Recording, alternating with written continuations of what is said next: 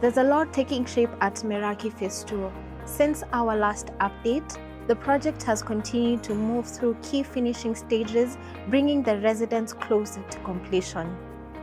Here is your latest construction update from Meraki Phase II along Muhoho Avenue in South Sea.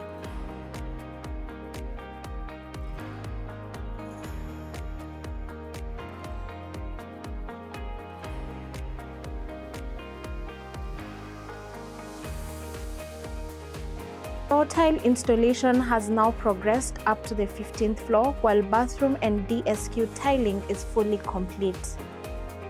Gypsum and cornice works are also underway on the 15th floor, with minor adjustments continuing across the lower floors.